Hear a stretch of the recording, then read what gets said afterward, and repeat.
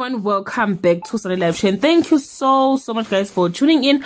Well guys, I'm back again with the Mzansi Soapy stories, and today we're talking about Umkhokha.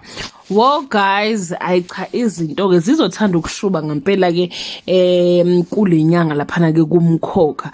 Umndeni uzamile ke bathi ukumbonisa ukhulekani, umalume wafika wambonisa kodwa wakhetha ukulalela ke unomkhosi noNdlovu. Unomkhosi guys ngathi umdlisile ke ukhulekani because uyabona ukuthi unomkhosi unobungozi kodwa futhi bengazi ukuthi amehlo akhe uyavala futhi. Ithemba ke guys kakhulekani lesekutheni ngampela mangabe nje anganyukela entabeni uzobuye sephetha amandla akhe ngoba vele uye umkhululi ngokwakhe. Kanti ke akabuzange elangeni entabeni hilazo phela khona ngokokusho ke kaSifociya, nengacabange guys ukuthi ngampela uzophela khona ngoba ke nosiphamandla wakwahamba isikhathi eside ke engabuyi bazi bayitshela ukuthi ke akasekho ke emhlabeni.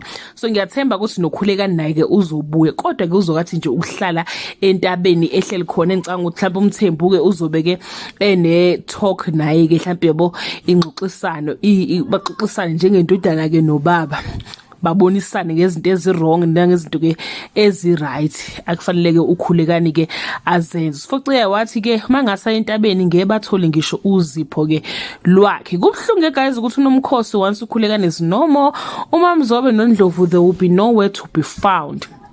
Bathi ke okuzokwenzeka ukuthi uNdlovu uzofuna isihlalo sokuhola ke amaJudiya, dark or blue guys, uzofuna ke kube uyena kuzohlala phakathi wa ufanelwe.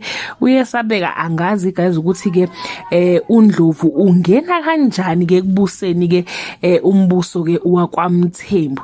That brings us to the end of this video. Do leave your comment below and share your opinion. Bye.